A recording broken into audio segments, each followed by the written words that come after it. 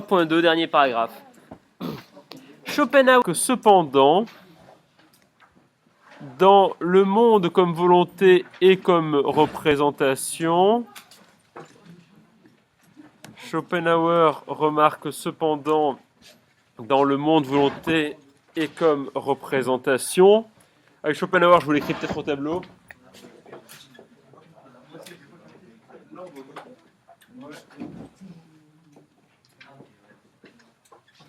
Schopenhauer remarque cependant dans le monde comme volonté et comme représentation. C'est le nom du bouquin, le monde comme volonté et représentation. Que Kant, il remarque que Kant pense que le sujet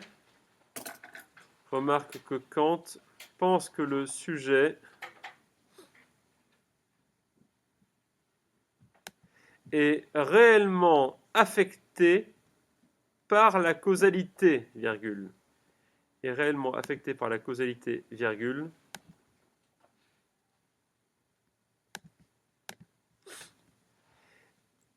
et que c'est ainsi que se constituent ces représentations. Je pense que le sujet est réellement affecté par la causalité et que c'est ainsi que se constituent ces, donc celle du sujet, vous l'aurez compris, ces représentations.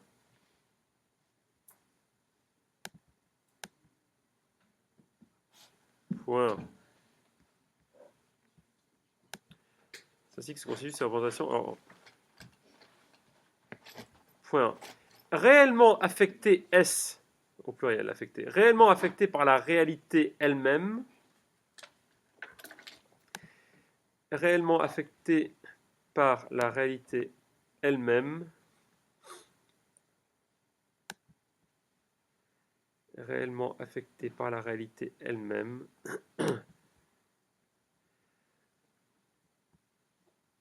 les sensations du sujet,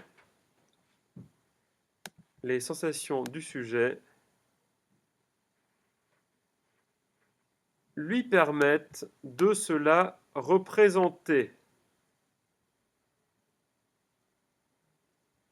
Réellement affecté par la réalité elle-même, les sensations du sujet lui permettent de se la représenter.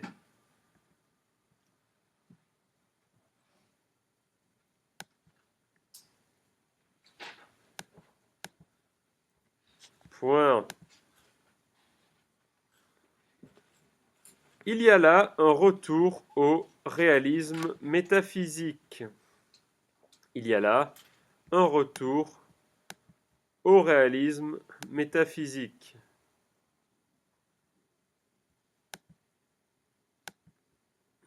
Il y a là un retour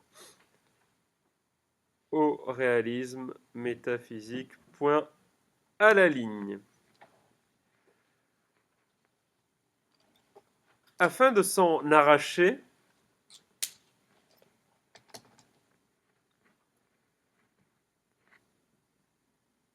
Schopenhauer pousse à son terme la logique kantienne, c'est-à-dire la logique de Kant, afin de s'en arracher. Schopenhauer pousse à son terme la logique kantienne. Afin de s'en arracher, Schopenhauer pousse à son terme la logique kantienne. K-A-N-T-I-N.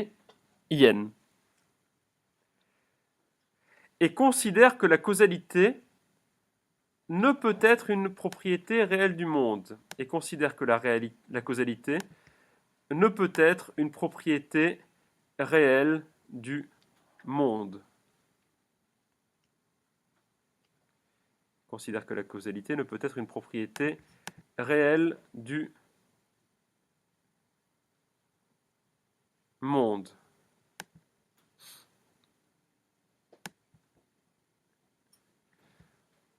Point. Considère que la causalité ne peut être une propriété réelle du monde. Point.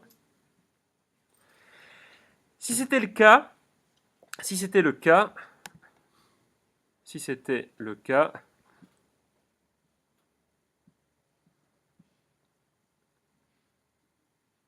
si c'était le cas, le sujet aurait accès à la réalité elle-même. Si c'était le cas, le sujet aurait accès à la réalité elle-même. Si c'était le cas, le sujet aurait accès à la réalité elle-même. Point. Il faut donc conclure que la réalité, il faut donc conclure que la réalité, il faut donc conclure que la réalité indépendante du sujet, il faut donc conclure que la réalité indépendante du sujet, il faut donc conclure que la réalité indépendante du sujet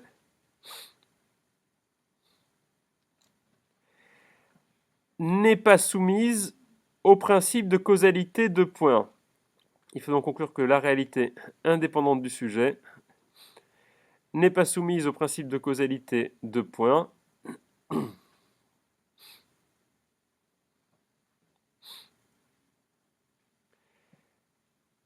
Elle est profondément irrationnelle. Elle est profondément irrationnelle.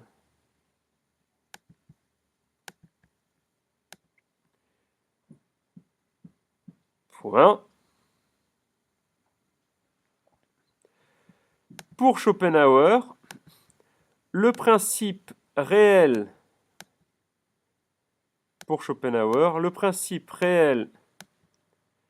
derrière les représentations, pour Schopenhauer, le principe réel derrière les représentations, c'est la volonté.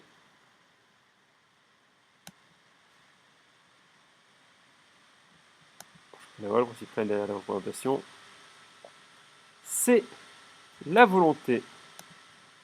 Point à la ligne. On avance bien, on avance bien.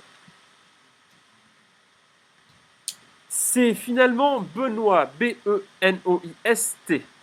C'est finalement Benoist, B-E-N-O-I-S-T. C'est finalement Benoist, B-E-N-O-I-S-T. C'est finalement Benoist qui rompt, le verbe rompre, qui rompt définitivement avec la métaphysique. C'est finalement Benoist qui rompt définitivement avec la métaphysique.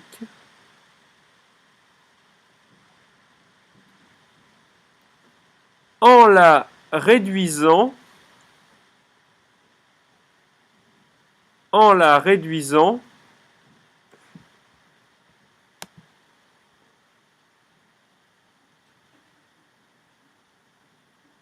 pardon, excusez-moi, c'est pas la radio, c'est en réduisant le réel, excusez-moi, en réduisant le réel à ce qui peut se dire.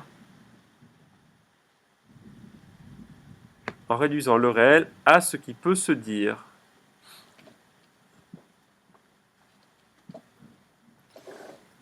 Point. Il discute dans ses, le titre du bouquin, dans ses éléments de philosophie réaliste, il discute dans ces éléments de philosophie réaliste, il discute dans ces éléments de philosophie réaliste, donc c'est le titre du livre, les éléments de philosophie réaliste, de la réalité fondamentale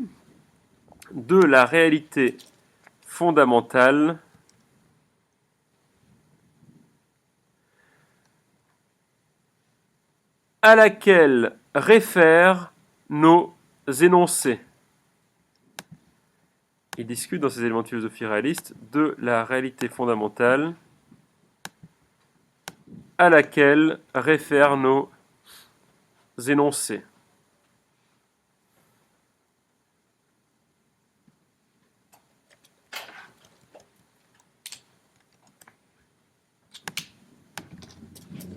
Point 1.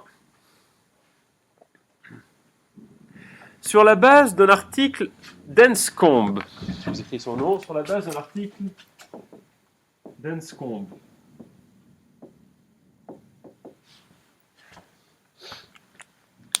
L'article s'appelle On Brute Facts. Sur la base d'un article d'Enscombe, il se demande quels sont ces faits bruts. Sur la base d'un article d'Enscombe, il se demande quels sont ces faits bruts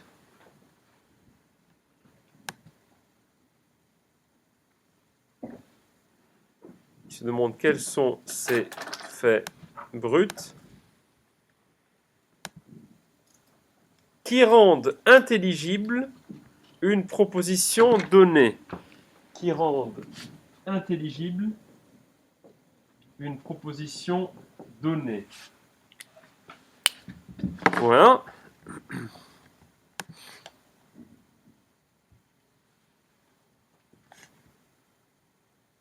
1. Contrairement à Searle, contrairement à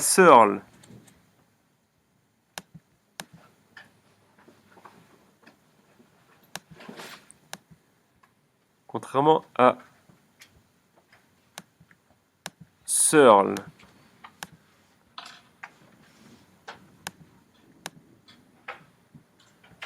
qui, alors je vous donne encore le nom du bouquin, qui dans la construction de la réalité sociale,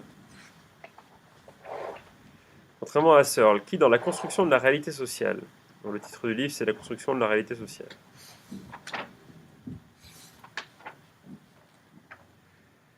Contrairement à Searle, qui dans la construction de la réalité sociale pense que les faits bruts sont des faits naturels, pense que les faits bruts sont des faits naturels,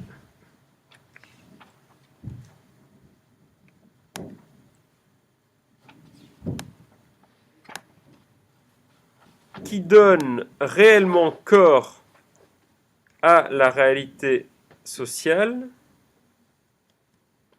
qui donnent réellement corps à la réalité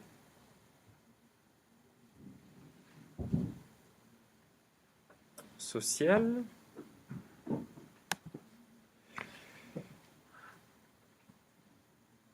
virgule, Benoît refuse ce retour à la métaphysique. Benoît refuse ce retour à la métaphysique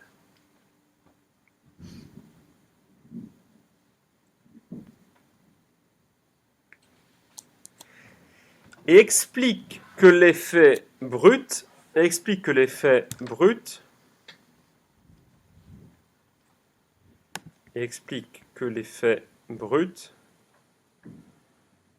ne sont rien d'autre que en rouge,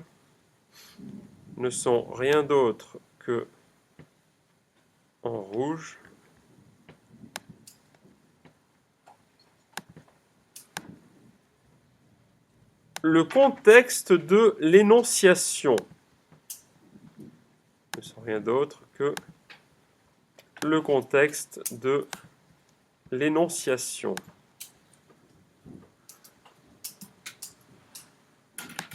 Point. Ce contexte est lui-même de nature logique. Ce contexte est lui-même de nature logique. On est presque au bout là. Et pas de temps. Ce contexte est lui-même de nature logique. Point. Il ne peut en être autrement.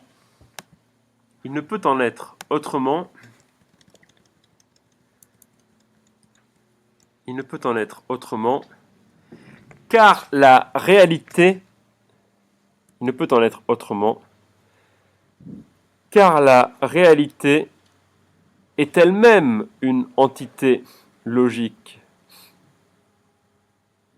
Il ne peut en être autrement, car la réalité est elle-même une entité logique.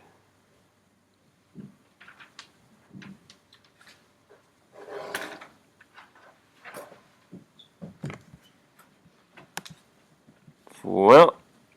En effet, n'est réel que ce qui est désigné comme étant réel. En effet, n'est réel que ce qui est désigné comme étant réel.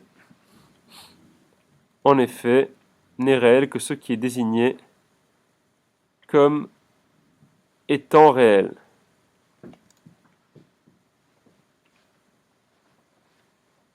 En effet, n'est réel que ce qui est désigné comme étant réel.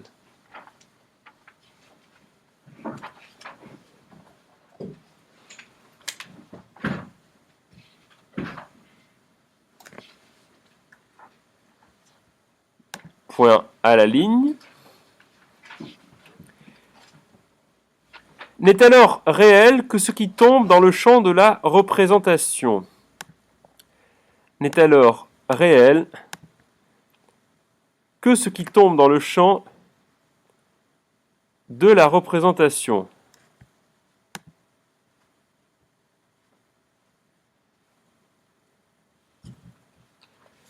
N'est alors réel que ce qui tombe dans le champ de la représentation.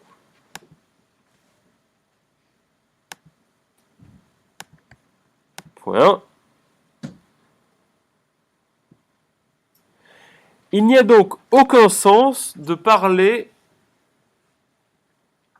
ou plutôt il n'y a donc aucun sens à parler d'une réalité indépendante du sujet. Il n'y a donc aucun sens à parler d'une réalité indépendante du sujet. Il n'y a donc aucun sens à parler d'une réalité indépendante du sujet. Point. Une proposition prend une valeur de vérité en fonction d'un contexte.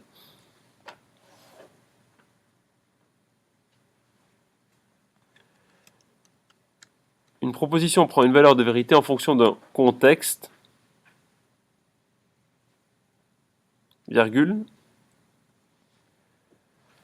lequel est lui-même de nature propositionnelle.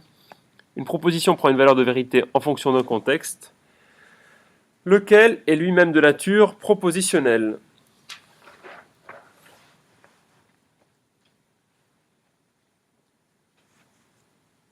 Point.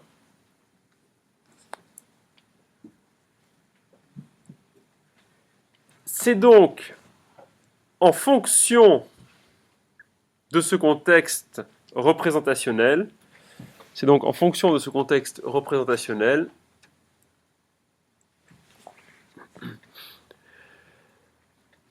que prend forme la vérité.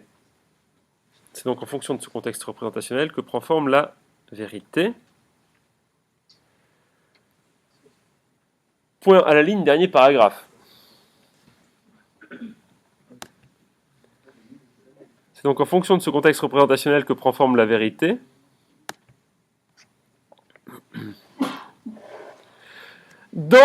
C'est encore le titre d'un livre, dans l'adresse du réel, publié en 2017 celui-là, dans l'adresse du réel,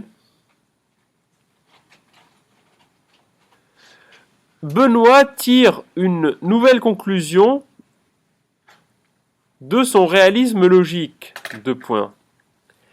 Dans l'adresse du réel,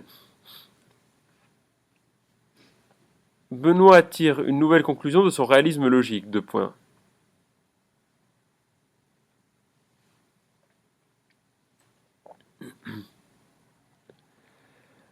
La réalité sociale n'est pas une construction artificielle.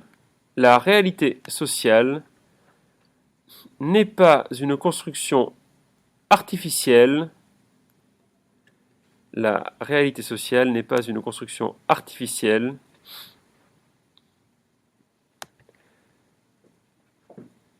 qui s'ajoute à la réalité naturelle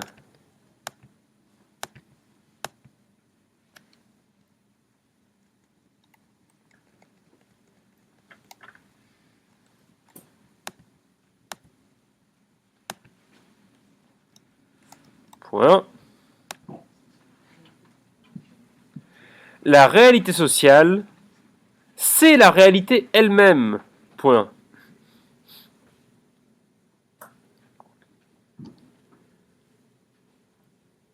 La réalité sociale, c'est la réalité elle-même. Point.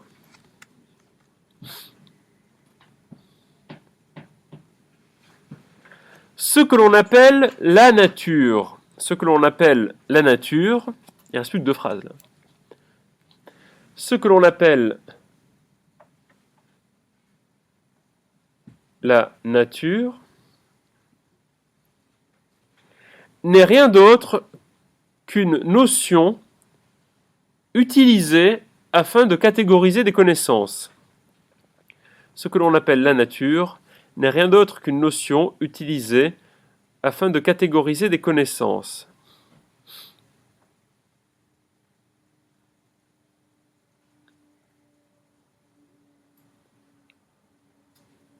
Point. Dernière phrase. Il n'y a pas de nature ontologique, virgule.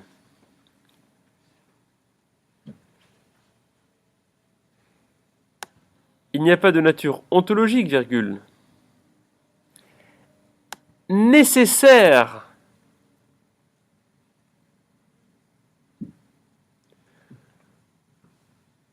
Au-delà des discours qui mentionnent la notion de nature. Au-delà des discours qui mentionnent la notion de nature.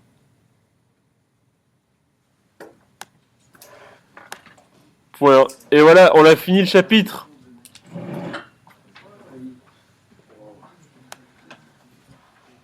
On a fini le chapitre.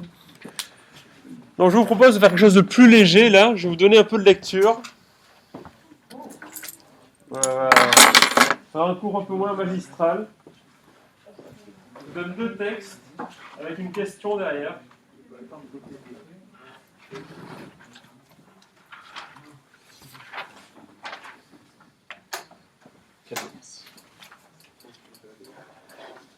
Deux petits textes, je vous laisse les lire et lire les questions. Alors, quand il s'agit de lire un texte en philosophie, il s'agit de lire un texte.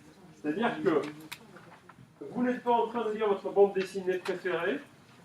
Voilà. Vous lisez un texte, donc vous le lisez, vous l'annotez, vous le lisez au moins 5 fois.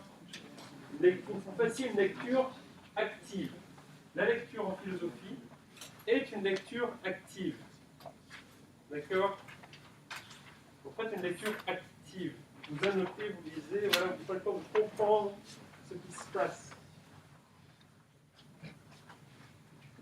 Souvent, on aime bien expliquer dans les cours de management, de marketing, ou dans les écoles de commerce que le travail, c'est ce par quoi on s'accomplit, ce par quoi on devient libre. Je me suis permis de questionner ce présupposé véhiculé par tous les esclavagistes du monde, bien sûr. Voilà. Nietzsche remarquait déjà que tous ceux qui incitaient les autres à travailler ne travaillaient pas eux-mêmes.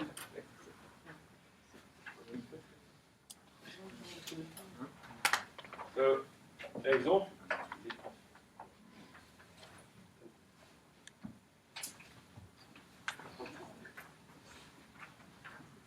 Tout le monde a ses textes. Donc il y a 2 textes. Un de Friedrich Hayek, qui est un des plus grands philosophes libéraux du XXe siècle, et un de Johann Chapoutot, qui est un historien contemporain du nazisme. Rien que ça. Je vous laisse donc une demi-heure, c'est-à-dire jusqu'à la pause, pour lire ça et répondre aux questions qui sont derrière. Et après, nous échangerons sur ces textes. Je coupe donc l'enregistrement. Ça ne sert à rien maintenant. Si vous avez des questions pendant, bien sûr, la lecture, n'hésitez pas à me les poser. Il est temps de se remettre au travail, car il va de soi que selon certains, le travail rend libre, bien sûr. Alors, avant de s'intéresser aux questions, est-ce que quelqu'un peut lire le premier texte? Allez, quelqu'un pour lire le texte, n'ayez crainte, nous avons besoin d'une voix. Donc allez-y, n'ayez pas peur, lisez le texte, qui se sent de le lire. Allez, allez, allez. Vous savez que, de toute façon, il faudra bien que vous lisiez vos textes quand il y aura des oraux. Oui, allez-y. Loin d'être approprié seulement à des situations relativement simples, au contraire, la complexité même de la division du travail à l'époque moderne fait de la concurrence la seule méthode susceptible de réaliser la coordination recherchée. Le contrôle et le planisme ne présenteraient pas de difficulté dans une situation assez simple pour permettre à un seul homme ou un seul conseil d'embrasser tous les faits. Mais lorsque tous les facteurs considérés deviennent si nombreux qu'il est impossible d'en avoir une idée synoptique, alors seulement la décentralisation s'impose. Mais une fois la décentralisation nécessaire, le problème de la coordination survit, coordination qui doit laisser les organismes isolés libres d'ajuster leur activité aux choses que seuls peuvent connaître, en même temps d'ajuster leurs plans respectifs les uns aux autres. La centralisation étant devenue nécessaire parce que certaines des fonctionnements équilibrer toutes les considérations relatives aux décisions d'un si grand nombre d'individus, il est clair que la coordination ne serait atteinte par un contrôle conscient, mais uniquement par des dispositifs qui transmettent à chaque agent d'exécution les renseignements dont il a besoin pour adapter efficacement ses décisions à celles des autres. Et comme aucun sens ne saurait connaître complètement ni rassembler et disposer assez vite tous les détails des modifications qui ne cessent d'affecter l'offre et la demande des divers produits, on a besoin d'un appareil qui enregistre automatiquement les effets des actions individuelles et dont les indications prennent en compte la résultante et les guides de toutes les décisions individuelles. Ok. Merci. Alors, avant qu'on lise le deuxième texte, question quand même.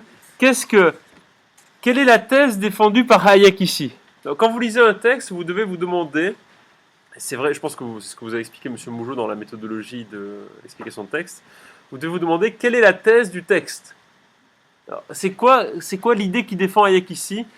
Que veut dire Hayek à son lecteur? Il n'y a pas de piège, allez-y, allez-y. C'est à vous maintenant, les enfants. Qu'est-ce qui veut dire Hayek à son lecteur? Quelle est la thèse qu'il défend? Si vous avez lu le texte, vous devez en avoir une petite idée. Ou même avoir une bonne ou une mauvaise idée. Mais au moins avoir une idée. La thèse du texte, que dit Hayek? Allez, lâchez-vous! Je suis sûr que vous avez compris. Que défend Hayek dans ce texte? Une thèse simple, très simple. Monsieur? Que le travail à plusieurs rend libre. C'est pas exactement ce qu'il dit. Il parle pas vraiment du travail à plusieurs. Là. Pas exactement en ces termes, en tout cas. La thèse d'Hayek, c'est quoi l'idée principale du texte? Ça, il faut vraiment que vous soyez capable de le faire. N'oubliez pas que si vous prenez l'explication de texte le jour du baccalauréat, la première chose que vous devez voir, bien sûr, c'est la thèse du texte. Oui, monsieur? La centralisation, c'est nécessaire. Ah, on voit bien que vous êtes un fan de Marx. Et on revient à cette idée de centralisation. Alors, le texte parle effectivement de la question de la centralisation. Mais alors, qu'est-ce que vous entendez par centralisation?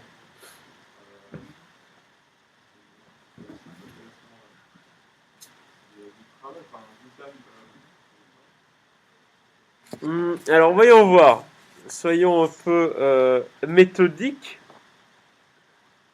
Est-ce que vous pouvez lire la deuxième phrase du texte? Le contrôle et le planisme ne présenteraient pas de difficulté dans une situation assez sorte pour permettre à un seul homme ou à un seul conseil d'en passer tous les Ah, très bien. Qu'est-ce que ça veut dire ça?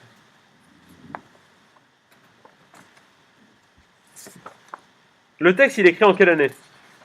Peut-être 1944. C'est quoi le planisme? Oui? d'organiser pas de C'est quoi le planisme? Alors, je vous mets pas la pression, je l'ai fait avec les TG2, ils avaient une petite idée.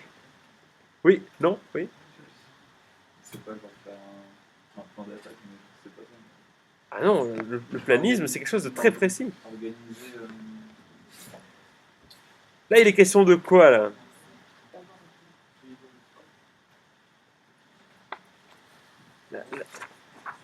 Lisons la dernière phrase de la première page, et qui commence par « Et comme aucun centre ne saurait connaître complètement, ni rassembler, ni disposer assez vite tous les détails des modifications qui ne cessent d'affecter l'offre et la demande des divers produits, on a besoin d'un appareil qui enregistre automatiquement les effets des actions individuelles et dont les indications sont en même temps la résultante et le guide de toutes les décisions individuelles. » Donc c'est oui. Que chaque tâche est attribuée à quelqu'un.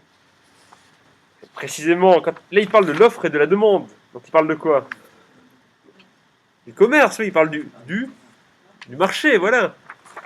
Bon, et alors le planisme, c'est quoi?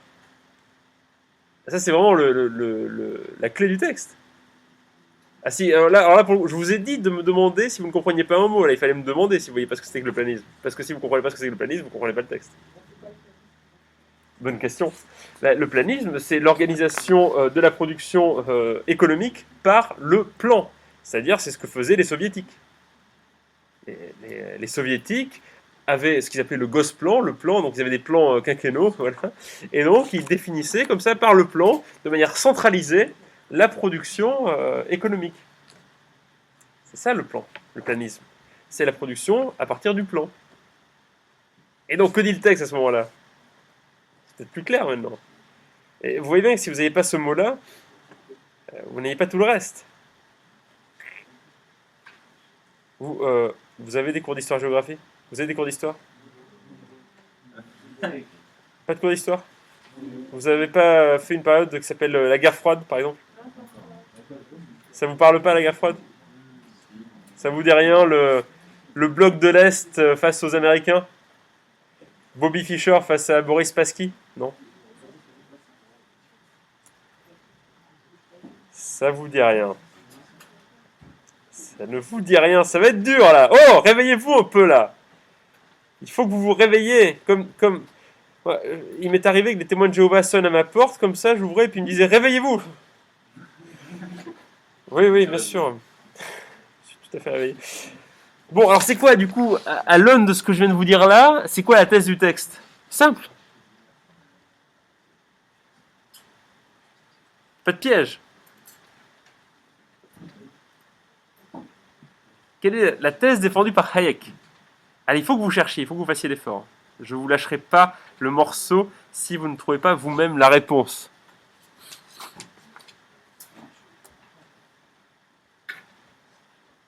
Oui, mademoiselle? Alors, il est essentiel au travail. Alors, dans quel sens?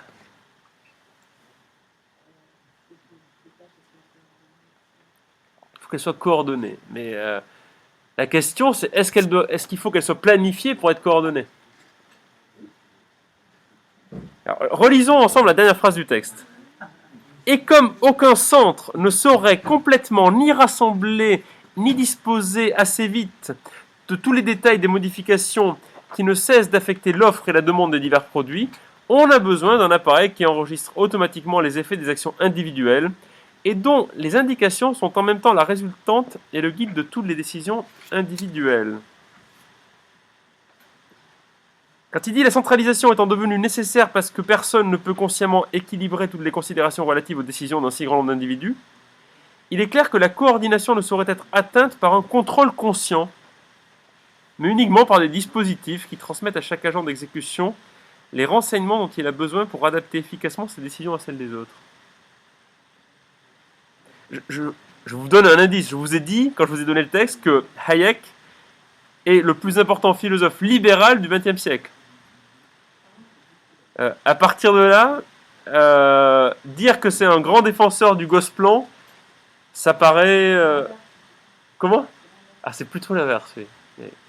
C'est plutôt l'inverse, et c'est d'ailleurs clairement la thèse du texte. La thèse du texte, c'est que le planisme n'est pas efficace. Oui, ça ne marche pas. Il dit que le contrôle et le planisme ne représenteraient pas de difficulté dans une situation assez simple pour permettre à un seul homme ou un seul conseil d'embrasser tous les faits. Sauf qu'il n'existe aucune situation qui est aussi simple. Mais lorsque les facteurs considérés deviennent si nombreux, qu'il est impossible d'en avoir une vue synoptique, alors, mais alors seulement, la décentralisation s'impose. Là, c'est transparent, non? Ça me semble transparent. Oui. En fait, le planisme, il est destiné à déterminer ce qui doit être produit ici, ailleurs et partout. Voilà. Et les quantités à produire pour des personnes qui sont présentes, pour une population donnée, quoi, on va dire. Voilà. Bon, le problème, c'est comment est-ce que une personne ou un conseil de personnes est capable de coordonner, d'organiser, de coordonner la production de telle sorte à rendre possible le planisme, c'est-à-dire à le rendre efficace. Est-ce que... Oui. Ah oui, mais alors si on applique la division du travail, on sort du planisme. Parce qu'on tombe dans quelque chose qui relève de la spécialisation. Mais enfin, il y a quand même des mots importants. Il y a le planisme, et puis Hayek oppose le planisme à l'individu. C'est-à-dire ça... La présence de l'individu est très importante ici.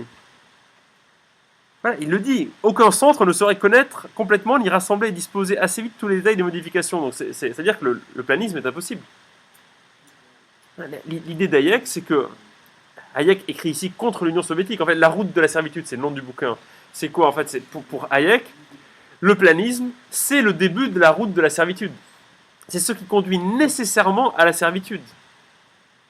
Et l'idée est très simple, c'est que si effectivement, une seule personne ne peut pas décider de la manière optimale de produire pour une population de plusieurs millions de personnes, parce qu'elle n'a pas l'information. Donc l'idée, c'est qu'il faut déléguer à des agences particulières, qu'on appelle, globalement aujourd'hui, on n'appelle pas ça des agences, mais ces agences-là, en fait, on les appelle les entreprises, et ces acteurs privés décident eux-mêmes de la production et la coordonnent, parce qu'eux disposent de l'information. Ils disposent de l'information. Et en fait, ce qui se passe, c'est que ces entreprises, ce sont elles qui enregistrent automatiquement les effets des actions individuelles. Ce sont elles qui guident, avec l'information dont elles disposent, les actions individuelles. Mais ce n'est pas le plan qui décide des actions individuelles. Enfin, il peut le faire, mais s'il le fait, c'est le totalitarisme. Enfin, c'est la thèse de Hayek. Il y a un appareil qui guide les actions individuelles, mais cet appareil, c'est pas le plan. D'après Hayek, ça ne doit pas être le plan. C'est ça la thèse de Hayek. Bon, c'était pas très clair là. Pourtant, ça me semblait assez clair. Bon, alors on va prendre le deuxième texte maintenant. Qui peut le lire? Allez-y, ne vous découragez pas. Nous pouvons tous faire des contresens. Allez-y, monsieur, nous vous écoutons. Herbert Bach. Oui, Bach, oui. Herbert Bach exige de ses agents la performance. L'important est d'agir, de prendre des décisions rapidement, sans s'embarrasser de scrupules bureaucratiques. Ne parlez pas, agissez, sans plainte ni complainte à l'égard des tutelles. Les tutelles fixent un objectif que les agents doivent atteindre sans perdre de temps, sans demander de moyens supplémentaires, sans gémir ni fléchir face à la difficulté de la tâche. L'important est que la mission soit accomplie, peu importe comment. Bach recommande la plus grande élasticité dans les méthodes employées. Ces méthodes sont laissées à l'appréciation de chacun. En termes militaires, depuis le XIXe siècle, cette conception du travail a un nom. L'offre extractive. Soit la tactique par la mission ou par l'objectif. Une mission est donnée à un officier qui doit l'accomplir comme il le souhaite et comme il le peut, pourvu que l'objectif soit atteint. Élasticité, on parlera de flexibilité, d'initiative, de l'agilité. Performance, objectif, mission. Le voilà en terre inconnue. L'Althusser Bach, ce monstre archaïque et lointain en uniforme de SS, réintègre notre temps et notre lieu, car il emploie en les mots, il en utilise les catégories, il en pense et vit les notions. Il se voit et vit en homme performant, et regrette que son protecteur et supérieur d'arrêt, trop de moi ses yeux, soit un perdant. On pourrait sans problème traduire par loser. Bon, alors, qui est Herbert Bach? Oui. En Asie, c'est en Asie, c'est en SS, voilà, ça on a compris. Et c'est même celui qui a théorisé l'organisation du travail chez les nazis. Voilà. Bon. Alors, question que j'ai posée là d'ailleurs. Comment mettriez-vous en perspective ce texte-là de... Alors bon, avant d'aller là, c'est peut-être un peu trop rapide. Quelle est l'idée donc avancée par Chapoutot dans ce texte d'histoire du nazisme historique, faut que j'arrête de parler une langue qui n'est pas le français. Dans ce texte d'histoire du nazisme, quelle est l'idée là? Qu'est en train de nous dire Chapoutot sur nos amis, sur les nazis, quoi? Quelque chose d'assez peut-être inattendu. Et les mecs, vous avez eu 25 minutes pour lire les textes. Oui, je vous écoute, mademoiselle.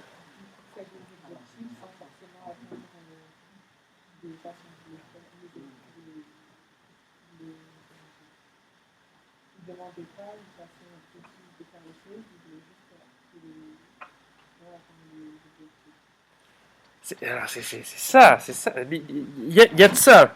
Mais il faut essayer d'aller plus loin maintenant et de voir quelle est la portée de cette idée. Quelle est l'image qu'on a du nazisme? Bon, à part l'antisémitisme, bien sûr, bon, ça on a compris. La Shoah, tout ça, la guerre, voilà. Bon, mais quelle est l'image qu'on a de l'organisation nazie? Comment est-ce qu'on s'imagine l'organisation nazie? Très strict, très fermé, oui, mais surtout très, oui, très organisé, oui, très organisé. Et aussi très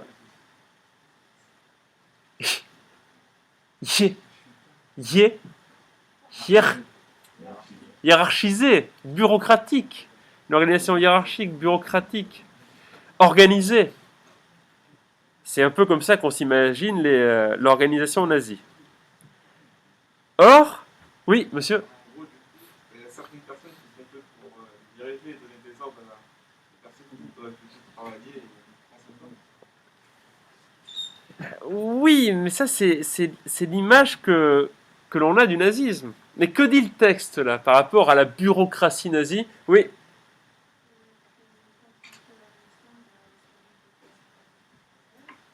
Ils ont de faire ce qu'ils veulent. Donc, à partir de là, qu'est-ce que ça veut dire, ça?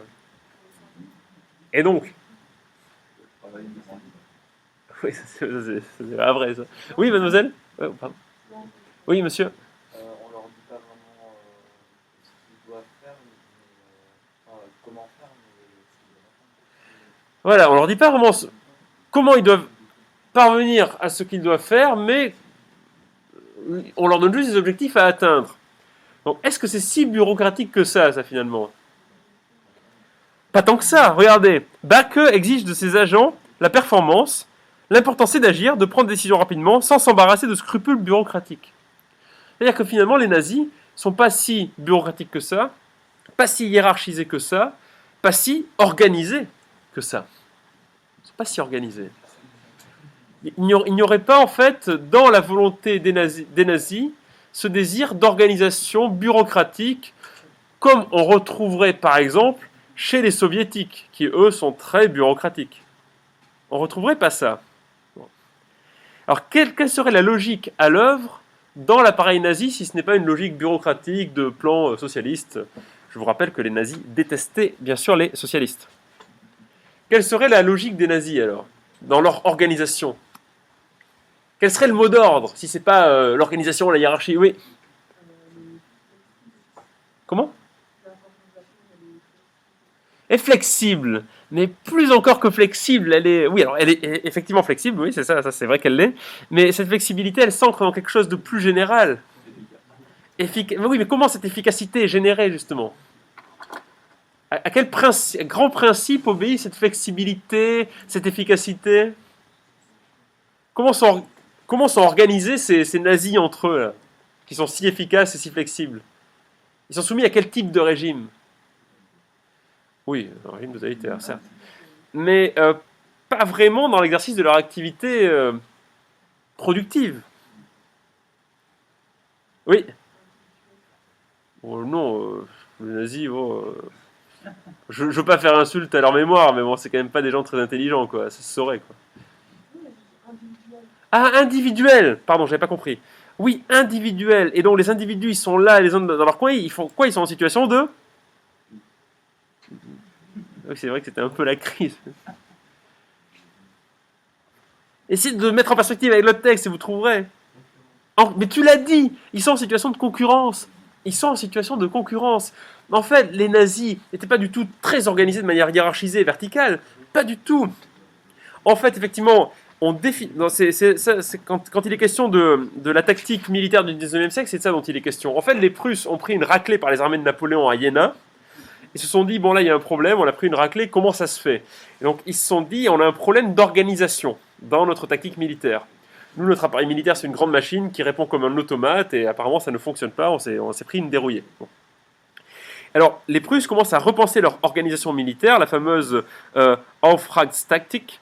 Et donc, l'idée qu'ils développent, c'est de se dire, bon, ce qu'on a qu'à faire, c'est définir, nous, les généraux, les grands chefs militaires, les objectifs à atteindre, et laisser toute liberté aux officiers et aux soldats sur place de décider comment ils réussiraient à remplir ces objectifs militaires. Donc, on leur laisse décider librement. Alors, ils ne sont pas libres des objectifs, bien sûr, mais ils sont libres eux-mêmes de décider comme ça, librement, de l'objectif à atteindre. Donc, leurs idées sont mises en concurrence les unes avec les autres, et c'est la meilleure idée, enfin l'idée qui semble la plus adéquate, qui est sélectionner.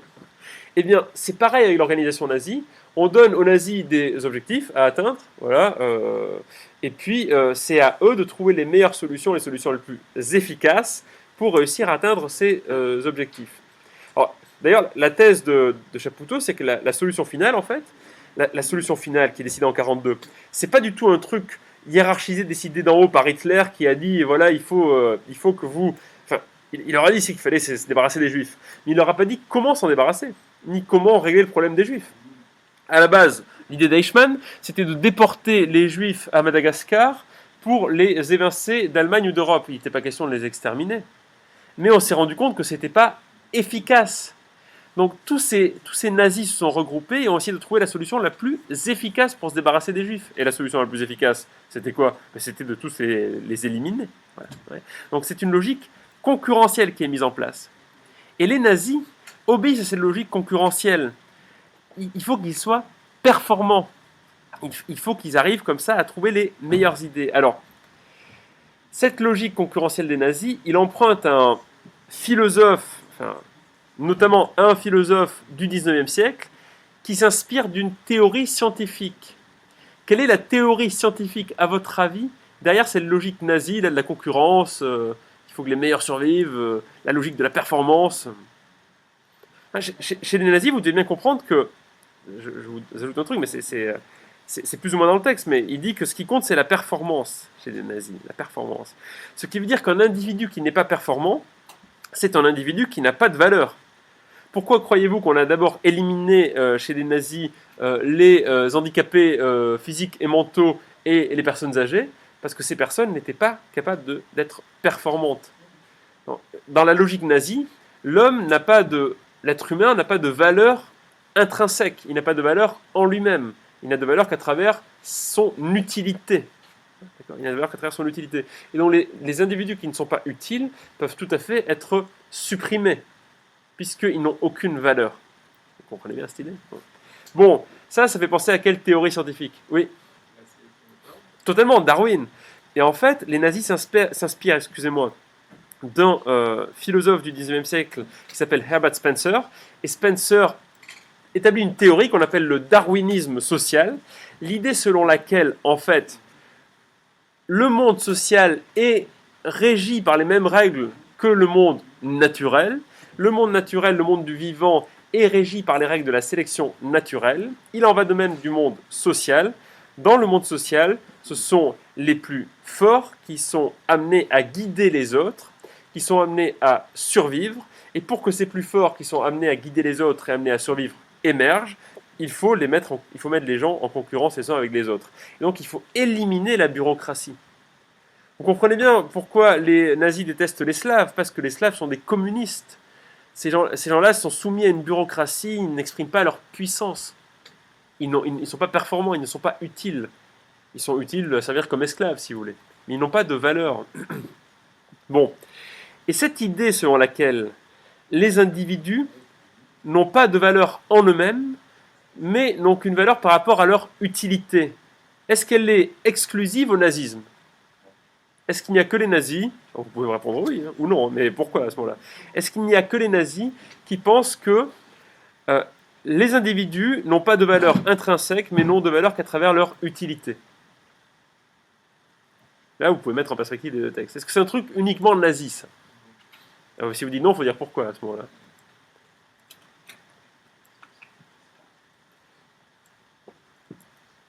Est-ce qu'il n'y a que les nazis qui accordent, enfin qui indexent la valeur de l'individu sur son utilité? Oui. Les animaux? Non, mais je sais pas. Hein.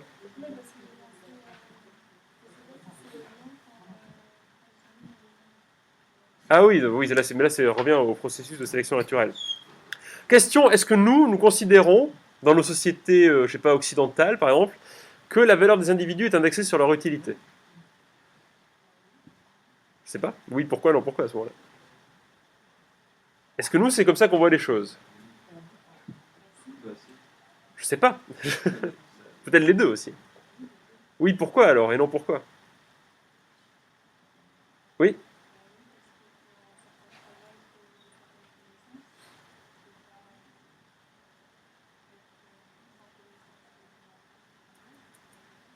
Oui, mais là, vous indexez la valeur à la connaissance. La connaissance et l'utilité, c'est différent. Hein.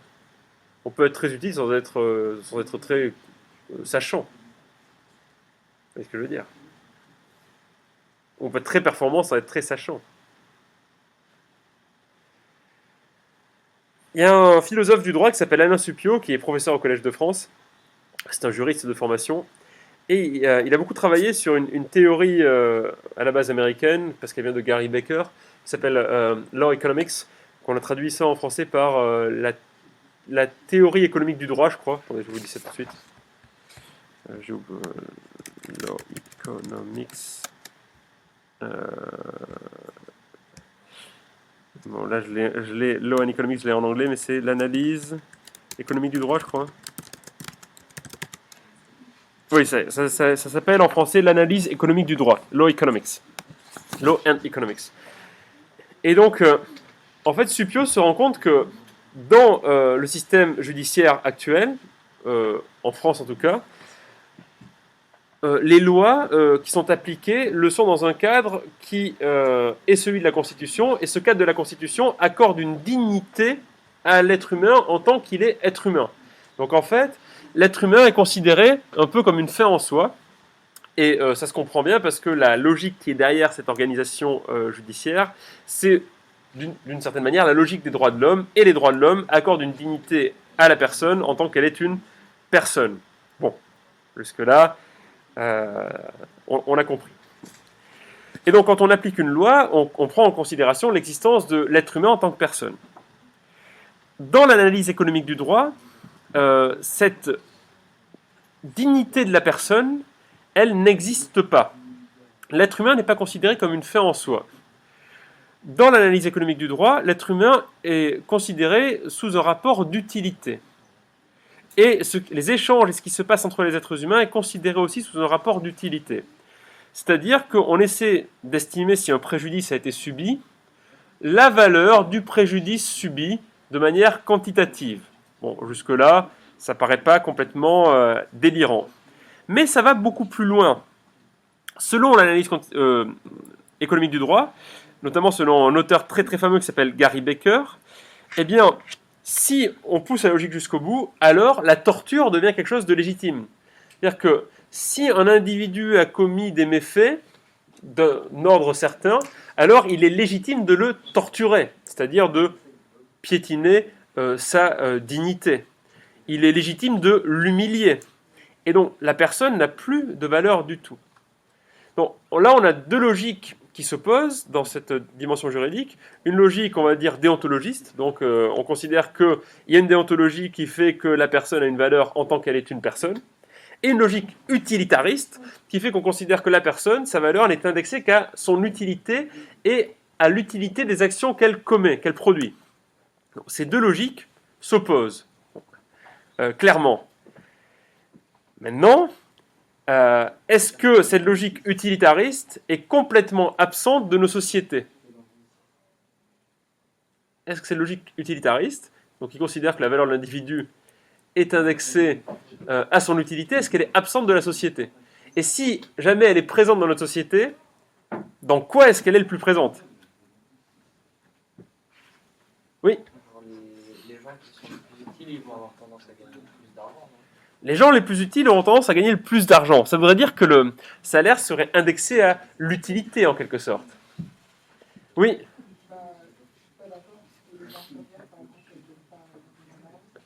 Alors, vous savez que vous marquez un point, là, c'est-à-dire qu'effectivement, les infirmières ne gagnent pas d'argent, donc il semblerait que les personnes les plus utiles ne sont pas celles qui gagnent le plus d'argent.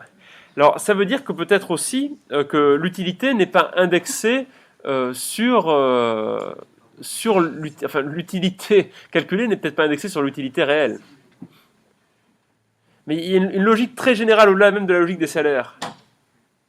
Enfin, il faut que vous soyez capable de mettre des idées les unes derrière les autres quand même. C'est-à-dire que, comprenez bien que si on met les idées les unes derrière les autres, chez les nazis, finalement, ce qui compte, c'est pas la bureaucratie, mais c'est la libre concurrence. La libre concurrence des nazis entre eux, hein, on l'a bien compris, pour obtenir la performance maximale. Donc celui qui est le plus performant, c'est celui qui a gagné le jeu de la concurrence. Et c'est celui qui donc a le plus de valeur, parce que c'est celui qui a la plus grande utilité. Enfin, cette logique-là, c'est quand même une logique qui nous est très familière. Très très familière. C'est quoi cette logique? Oui.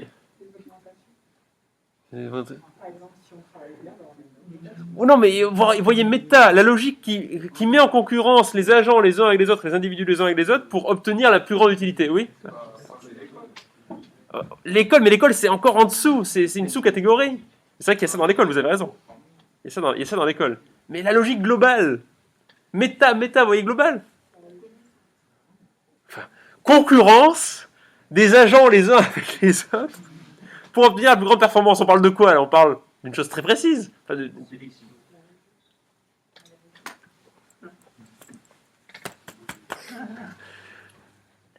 le mot concurrence, il vous évoque quoi? Mais tu l'as, oui, le marché, bien sûr. C'est la logique mercantile. Vous mettez des agents en concurrence avec les autres dans un marché, ils se font la guerre et c'est le meilleur qui gagne. Ça, c'est l'idéologie libérale. Enfin, c'est l'idéologie même néolibérale.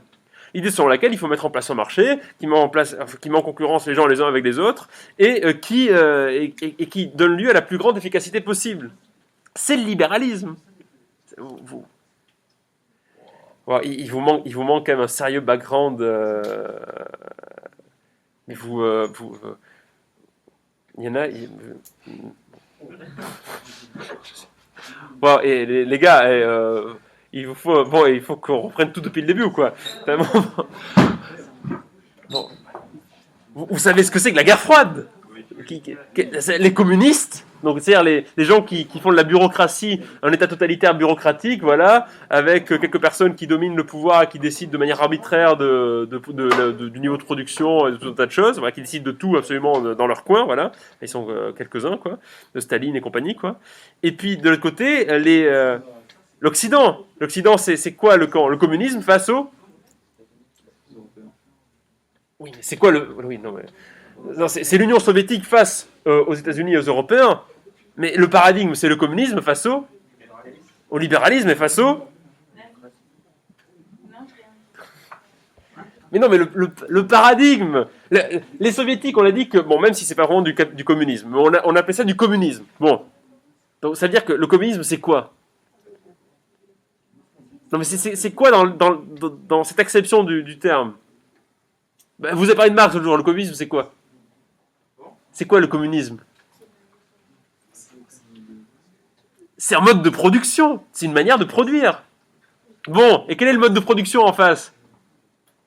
Les ennemis des communistes, ce sont les... Mais oui, ce sont les capitalistes. Osons utiliser le mot, merci monsieur, ce sont les capitalistes. La guerre froide, c'est ça, c'est le capitalisme face au communisme.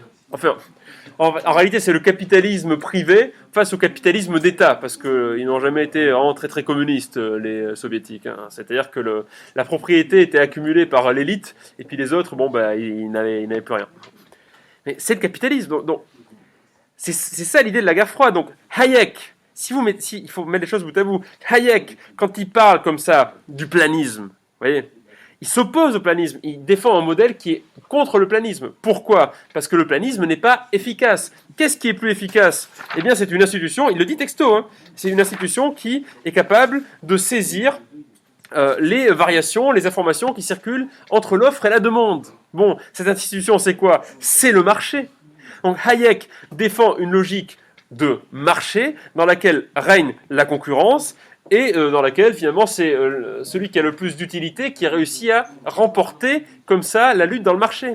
Ce marché-là véhicule des informations et est le guide de toutes les actions individuelles. Et c'est le meilleur guide des actions individuelles que le plan lui-même, parce que le marché dispose de l'information et véhicule l'information, alors que le planificateur, il n'a pas l'information, il ne sait pas ce qu'il doit produire. Le marché sait mieux ce qu'il faut produire que le planificateur. C'est pour ça qu'il faut laisser le marché faire. Il faut laisser la concurrence pour guider les décisions individuelles. Ça, c'est dans le texte. Bon, et alors les nazis, ils font quoi? Les nazis disent quoi? Ils disent, il faut arrêter la bureaucratie, il faut laisser la concurrence guider les choix individuels pour arriver au plus de performance possible. Dans les deux cas, la logique qui est à l'œuvre, c'est la logique de marché. La logique qui fait du travail, qui réduit le travail à une performance, et cette performance, eh bien, définit intrinsèquement ce que sont les êtres humains, et les travailleurs sont guidés par quoi? Chez les nazis comme chez les libéraux, par une logique de marché. Ils sont guidés par le marché. Voilà. Alors, évidemment, chez les nazis, c'est un peu moins simple que ça, parce qu'ils ont au-dessus du marché le Führer qui indique quelle direction prendre. Mais si vous lisez le texte entre les lignes, j'ai fait exprès, et là, dans votre classe, ils l'ont vu, Hayek parle du fait que il y a une institution, donc il ne dit pas que c'est le marché, mais on le comprend, qui guide les actions. Mais c'est quoi le mot allemand pour dire guide? C'est quoi le mot allemand pour guide? Führer, voilà, c'est ça, c'est la même chose. Il y en a un, son Führer, c'est le marché, et l'autre, c'est le Führer qui délimite les actions des individus dans un milieu concurrentiel, et donc dans un milieu mercantile. Donc l'idée, là, entre les deux textes, si on les met en perspective, c'est que souvent, on assimile le nazisme à une logique extrêmement bureaucratique, extrêmement verticale. J'ai fait exprès de vous mettre la phrase là d'Auschwitz, le travail rend libre. Donc un régime complètement, bien sûr, esclavagiste, qui donne une caricature de ce que c'est que le travail. Bon, souvent on considère que le nazisme aussi c'est quelque chose qui est complètement extérieur à nous, qui est un accident de l'histoire, quelque chose qui est impossible ici et maintenant, quelque chose qui est anormal, quelque chose qui contrevient à toute la logique de son époque. Mais c'est pas du tout quelque chose qui contrevient à toute la logique de son époque. Puisque la logique de l'époque, elle est précisément alignée sur le darwinisme social, elle est alignée sur la logique de marché. Et c'est ce même darwinisme social et cette même logique de marché que l'on retrouve chez les nazis. Hitler disait qu'il fallait pulvériser l'État. Donc on voit bien qu'il y a quand même une ligne très libérale. Il faut pulvériser l'État.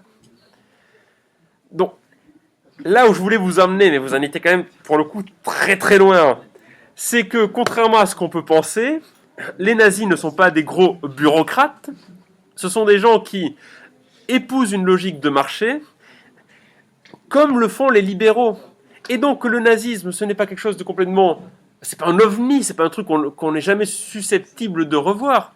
C'est quelque chose qui rentre parfaitement, qui s'inscrit parfaitement dans la modernité, qui s'inscrit parfaitement dans l'époque, et qui est totalement cohérent avec l'époque. Voilà, il se trouve que le nazisme a pris cette forme à cause d'un certain nombre de contingences, crise économique, le fait qu'il y ait un cas psychiatrique à la tête de l'État, comme l'était Hitler. Mais finalement, il n'y a pas d'inadéquation avec le libéralisme. D'ailleurs, les grandes entreprises n'ont jamais résisté contre le nazisme. Elles ont vendu aux nazis des marchandises, elles ont travaillé avec les nazis, il n'y avait aucun problème. Vous imaginez bien que si le nazisme avait été, d'un point de vue paradigmatique, contraire au capitalisme, on n'aurait jamais laissé les Allemands faire. Comprenez bien. L'idéologie nazie n'a aucune conséquence, d'un point de vue économique, sur l'enrichissement de très gros capitalistes.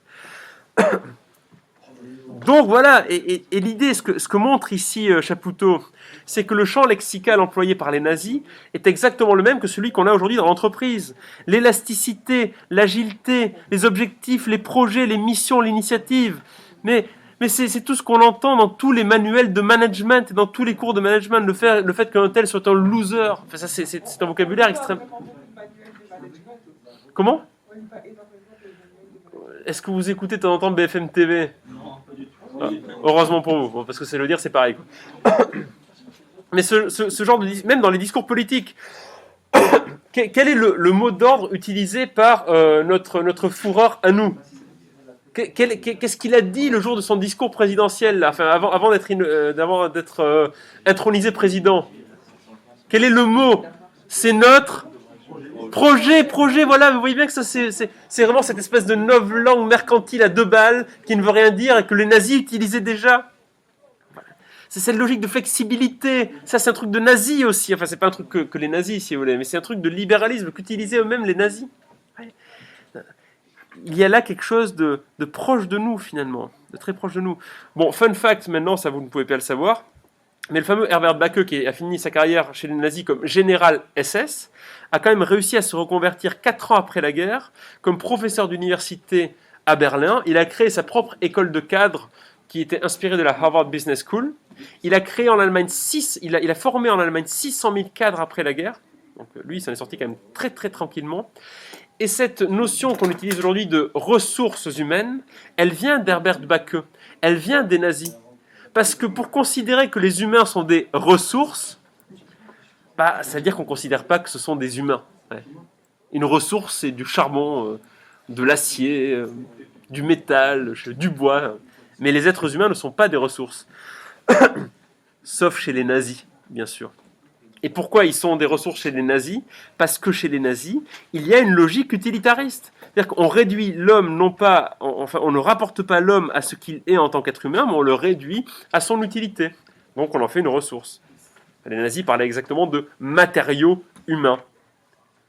Et l'idée, c'est que cette logique, elle est à l'œuvre dans nos sociétés actuelles. La même logique qu'il y avait dans le nazisme. Et donc cette logique qui dit que... Excusez-moi. J'ai un chat dans la gorge. Excusez-moi. Cette logique qui dit, voilà, il faut que vous travaillez plus pour gagner plus, il faut que vous soyez flexible, il faut que vous fassiez des projets, il faut que, voilà, la concurrence c'est bien, la compétition c'est bien. Mais cette logique, les enfants, c'est la même qu'il y a chez les nazis. Alors ça ne veut pas dire qu'il y a une généalogie entre les nazis et nous. Ça veut dire que c'est exactement la même chose. Et donc ça veut dire que nous devrions peut-être être très prudents quand on a des discours qui nous expliquent qu'on se libère par le travail, qu'on s'accomplit par le travail, parce que c'est quand même dans le texte, c'est exactement ce que disaient les nazis. Et ils le disaient non pas en obéissant à une logique complètement déconnectée de celle de nos sociétés, ils le disaient en suivant une logique qui était exactement la même que celle qui est à l'œuvre dans nos sociétés. Donc, qu'en concluez-vous quant au discours affirmant que l'homme se libère par son travail ? C'est un discours asservissant. C'est un discours qui est le même, qui est très proche de celui qu'affirmaient les nazis. Voilà. Donc vous avez parlé tout à l'heure de l'école. Mais l'école, c'est tout à fait ça, en fait. C'est la mise en concurrence des élèves les uns avec les autres pour qu'ils obtiennent des postes dans des entreprises. Et entreprises dans lesquelles ils pourront obtenir des plus ou moins hauts salaires. Bon, on pourrait aller encore plus loin et dire que le but de l'école, c'est de reproduire la société à l'identique, puisque vous savez bien que les fils de cadres finissent souvent cadres, les fils de médecins finissent souvent cadres ou médecins, etc., etc., puisqu'ils bénéficient d'un capital social plus important que les autres. Donc on reproduit comme ça, à l'identique, ce système qui est le système de marché, le système capitaliste. Voilà, c'est ça qu'il fallait voir dans ces textes. C'est pour ça il faut lire les textes.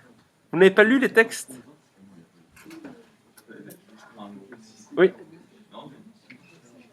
C'était juste, vu que mauvaise définition du communisme, du coup, on a compris tout le travail. Ben c'est ça, oui, donc il est important si vous avez un doute sur les mots, de chercher, ou de demander, puisque là j'étais là. Mais comprendre que, voilà, il y a une actualité comme ça, dans cette chose qui nous paraît complètement étrangère, qui est le nazisme. Voilà, en fait, le nazisme, c'est du libéralisme, enfin, c'est une logique libérale à laquelle on ajoute une idéologie, une doctrine raciste, en fait, c'est tout. Mais même le fait que le juif, en fait, soit considéré comme l'ennemi de la nation, c'est pas déconnecté de cette logique libérale. Si vous lisez Mein Kampf, bon, je vous invite pas à le faire parce que c'est quand même très très très saoulant, mais Hitler martèle à longueur de pages et de paragraphes que les juifs sont des parasites. Pour lui, les juifs sont des parasites qui, justement, ne travaillent pas et qui s'enrichissent sur le dos du peuple allemand.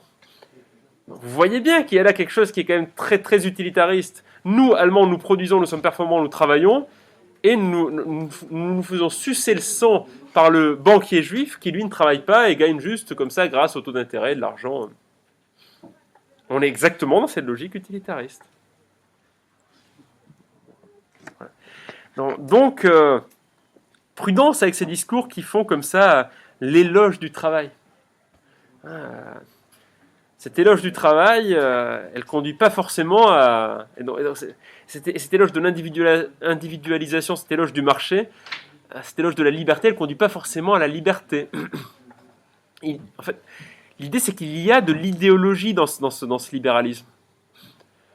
Je ne sais pas si je vous l'avais raconté, mais il y a eu un colloque à l'École normale supérieure de Lyon il y a 3 ans maintenant, enfin 2 ans et demi, de philosophie économique.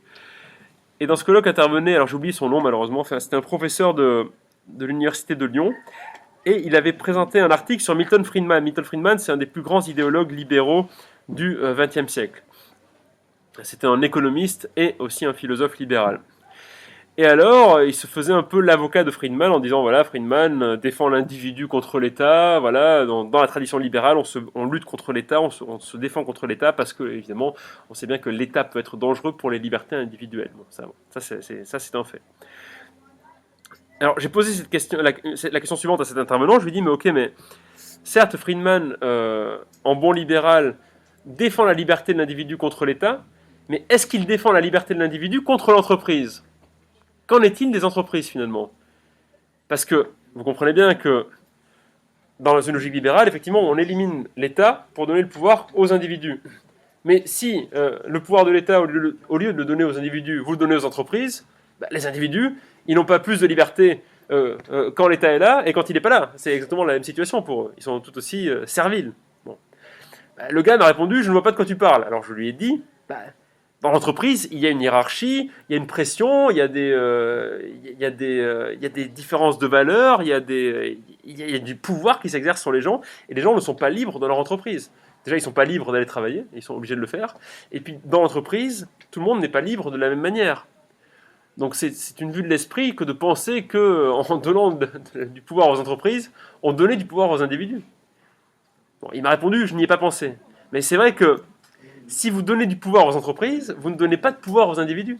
La logique de marché, c'est pas une logique libérale, c'est une logique qui donne du pouvoir à un système, à des entreprises. Et tout ça, si vous lisez les textes correctement, eh bien vous le comprendrez. C'est plus ou moins dedans en fait, si vous arrivez à l'interpréter jusqu'au bout. Voilà. Bon, non, il est important quand vous lisez les textes que vous lisiez les textes. Bon, en conclusion ici, finalement, l'idée de se libérer par son travail, ça ne veut pas dire qu'elle est complètement absurde, mais qu'il faut être prudent face au discours qui nous invite à travailler pour être libre. Nietzsche, au XIXe siècle, au paragraphe 173 d'Aurore, le remarquait déjà. Ceux qui invitent les autres à travailler sont quand même assez rarement ceux qui travaillent eux-mêmes. Les profs, certes, travaillent, mais bon, nous, en tant que profs, on ne fait pas un travail... Enfin, on est censé véhiculer du savoir, mais bon. Mais on ne fait pas un travail productif à proprement parler. Mais encore, je vais vous dire, nous ne sommes pas les pires. Dans une entreprise, dans une très grande entreprise, le PDG ne travaille pas. Il gère sa fortune. Il ne travaille pas. Il fait bosser les autres pour lui. Et après, il vient expliquer aux gens que voilà, les gens deviennent libres par leur travail. Mais lui, il ne travaille pas. L'homme politique qui dit qu'il faut travailler plus pour gagner plus. Mais lui, est-ce qu'il travaille ? Qu'est-ce qu'il fait ? Il gère le pays. Il fait de la diplomatie. Il est dans les petites magouilles et les petits arrangements. Est-ce qu'il bosse, ce mec-là ? Non, il ne bosse pas. Les nazis qui écrivent à l'entrée du camp de concentration « Le travail rend libre », est-ce que des gens comme Hitler, Himmler sont des gens qui travaillent? Ils gèrent, ils réfléchissent à comment organiser tout ça, mais ce ne sont pas des producteurs. Ce ne sont pas eux qui sont dans les camps de concentration en train de produire. Non, non, ils font travailler les autres avec manu militari. Donc, conclusion, est-on bien sûr que le travail rend libre? Pas vraiment. Mais tout ça, nous le noterons la prochaine fois parce que ça va sonner, les enfants.